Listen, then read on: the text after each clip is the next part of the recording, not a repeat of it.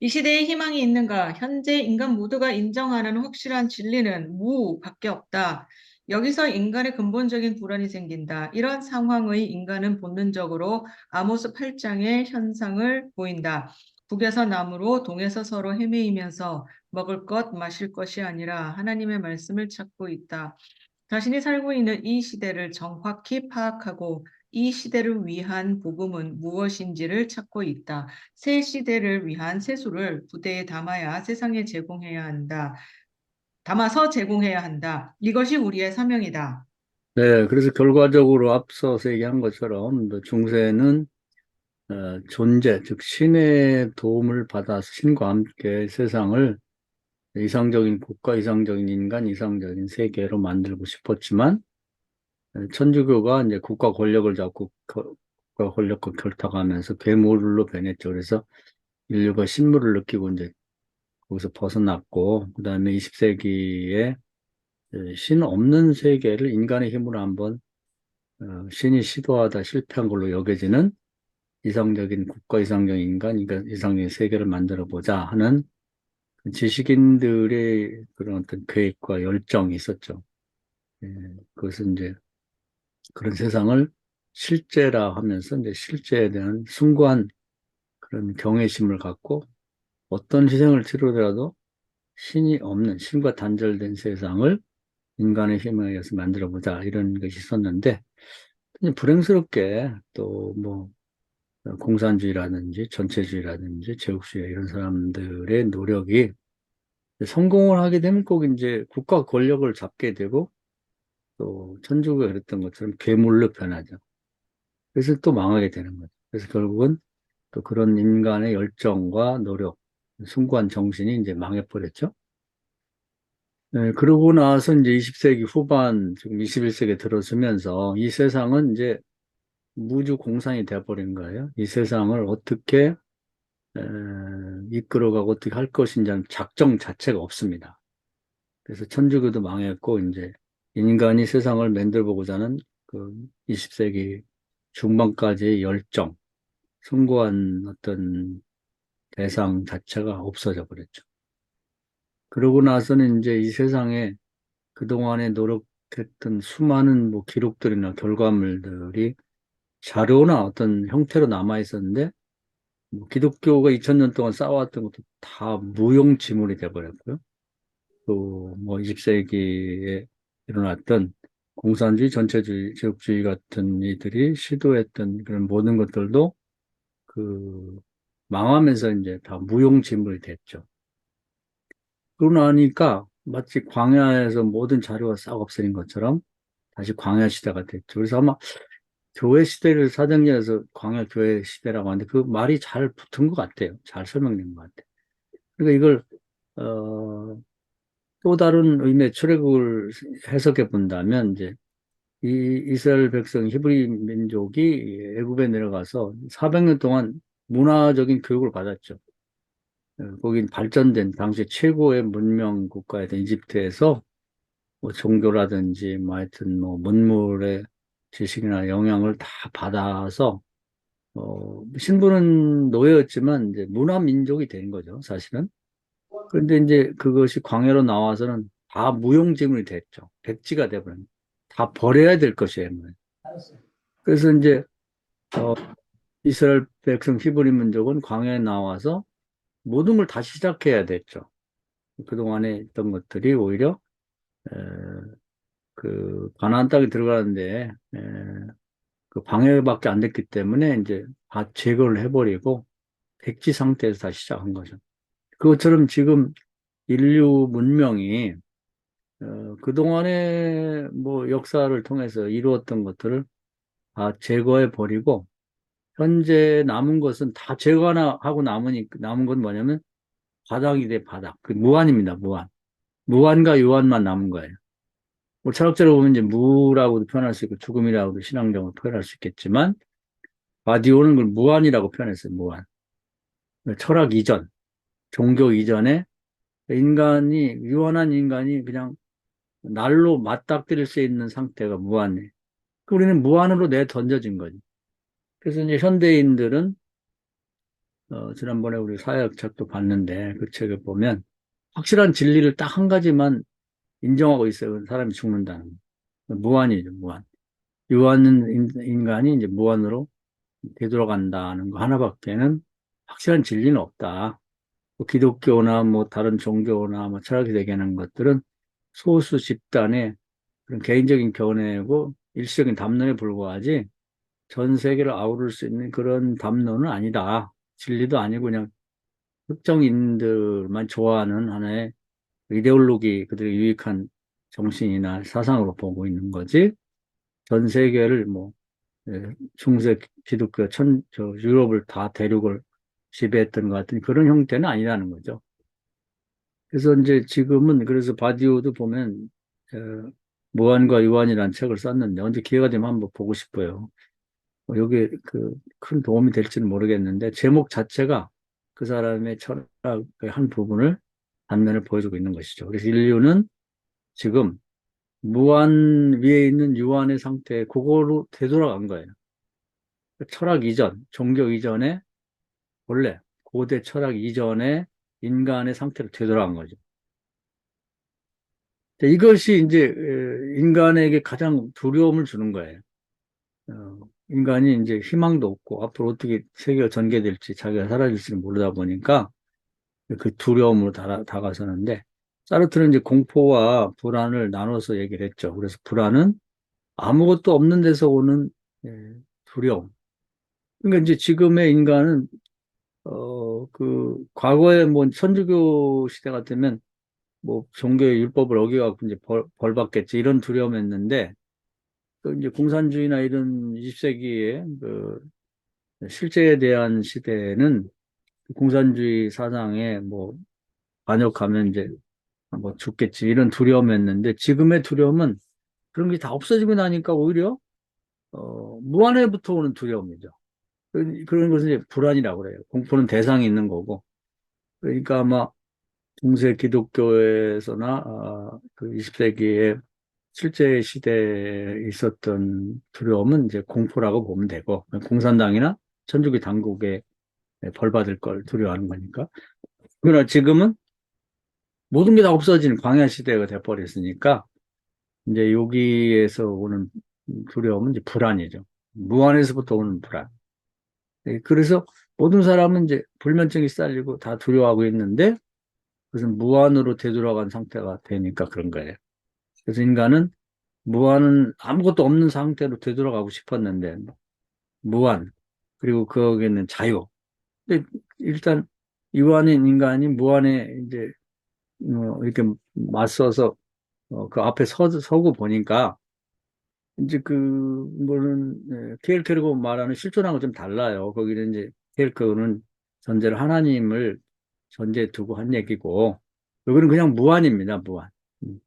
그 무한에 에, 이제 서 있는 유한한 존재로서의 느끼는 막연한 두려움. 이것이 이제 현대인의 근원적인 두려움이다.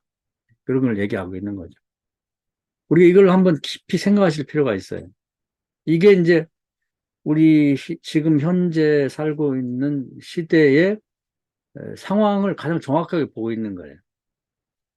그래서 바디오를 이제 위대한 철학자고 사상가라고 보는 이유가 그래서 가장 정확하게 보고 있는 것 같아요. 자, 그 다음에 또 읽어볼 텐데요. 3페이지. 예수의 복음은 이 세상의 질문을 어떻게 답변하고 있는가. 우리 이번엔 김만호 목사님 읽어주실까요? 네, 들리나요? 예, 예, 아, 예수의 3페이지요? 예. 3페이지. 예수의 복음이 이 세상의 질문을 어떻게 답하고 있는가. 예. 네. 예수의 복음은 이 세상의 질문에 어떻게 답하고 있는가? 예수의 복음이 현재 인간들의 질문에 정확히 답하고 있다. 이상적인 국가, 이상적인 사람, 이상적인 세계이다. 예수는 이론이 아닌 살아있는 실시간의 신앙생활을 통해서 함께 체험하는 방식으로 가르쳐주고 있다.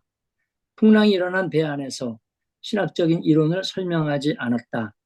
명령으로 풍랑을 잔잔하게 만들었고 제자들이 다 보는 앞에서 바다를 걸었고 간구하는 베드로를 바다 위로 걷게 만들어졌다. 백문이 불여일견이다. 이것이 예수의 방식이고 예수가 우리에게 가르치고자 하는 실시간 신앙생활이다. 이상적인 국가, 이상적인 사람, 이상적인 세계는 이런 방식으로 가르쳐지고 이런 방식으로 건설되어 간다. 예, 그래서 이제 그렇다고 그러면 이제 우리 인간의 이제 근본적인 관심은 이 세상을 뭐 하나님의 힘을 빌리든 아니면 인간 자신의 노력을 통해서든지 이상적인 국가를 만들고 이상적인 인간이 되고 이상적인 세계를 만들고 싶다는 것이 이제 모든 사람들의 일반적인 바람이거든요. 그것이 시도가 이제 중세에 있었고 존재 중심으로 이제 20세기에 실제 중심에 있었으나 실패를 한 거죠. 그렇다면 이제 다시 이제 무한이라고 하는 이 광야에 내던져진 인류 인간에게 그러면 그 다음의 방식은 뭐가 있겠는가? 기독교가 새롭게 재해석, 재구성해서 이런 시대의 복음적 상황에 답을 제시해야 된다. 이제 그 얘기죠. 그리고 예수님이 이제 시도한 방법은 이제 2000년 전에 있었습니다만은 실시간이죠, 실시간. 그러니까 과거의 신학의 문제는 항상 과거적이에요. 이론적이고 과거에 있었던 일을 소개하는 걸로 끝난단 말이에요. 근데 그게 아니라 예수 그리스도의 방법은 이상적인 국가나 인간이나 이 세계를 만들기 위해서 이제 뭐 사람 혼자의 힘이 아니라 하나님과 같이 동역해서 실시간으로 같이 이제 있는 그 상태에서 지금 벌어진 사건을 해결하는 그런 것을 이제 같이 본인도 경험하고 같이 모인 사람들을 경험하는 방식으로 그런 식으로 이제 이 세상을 변화시키려고 시도를 했다. 그것이 이제 우리가 추구해 나갈 바라고 하는 거죠. 그래서 이것을 이제 제목을 붙인다고 그러면 그동안에는 그냥 신학론이나 이론만 있었는데 지금은 예수 그리스도의 방법을 쫓아서 이제 실시간으로 신앙을 시도하고 신앙을 경험하게 하는. 네. 그래서 이제 소위 말하는 이제 요즘 메타버스란 말도 뭐 유행하고 그랬는데 하나님 나라와 이제 인간 세상의 경계가 성령 안에서 무너지면서 직접적으로 이제 하나님이 인간과 통역해서 이 세상을 변화시켜 나가는 그래서 왕 같은 제사장의 역할을 예수님이 시범을 보였고 우리에게 그걸 시도하라는 거죠. 근데 이거 자체를 시도하지 않는 거죠. 근데 이게 구약으로 말하면 이제 뭐 애굽 400년 동안에는 뭐 특별한 그런 일이 없었기 때문에 그냥 기간만 소개할 뿐이고 광야에 나오면서 이제 모세가 시범을 보였죠. 모세 시대하고 지금의 다른 점은 뭐냐면 모세는 모세 혼자 그 일을 했는데 지금 예수 그리스도 이후에 모든 성령 받고 거듭난 성도들이 모세가 했던 일을 곳곳 자기가 거주하는 지역에서 똑같이 행하게 됐다는 거죠. 그래서 예수 그리스도 혼자 하던 것과는 다르게 120명이 함께 하다 보니까 더 큰 성과를 거두고 있다. 그래서 실시간으로 그냥 옛날에 그랬다더라. 과거에 이제 신학이라고 하는 건 항상 옛날로 되돌아가서 그걸 소개하고 거기에 대해서 이제 뭐 해석을 하고 거기에 대해서 언급하는 걸로 끝났는데 그게 아니라 성경에 있었던 실제 일어난 사건들을 현재에서 똑같이 재현하는 실시간의 신학론 이걸 시도하도록 만들어주고 우리 시도해야 된다는 것이죠. 계속해서 뭐 사역할 때 보면 뭐 옛날에 그랬다더라 뭐 그런 게 아니라 지금 같이 있는 자리에서 뭐 여기 하나의 예를 들었습니다. 배에 있는데 풍랑이 일어났다.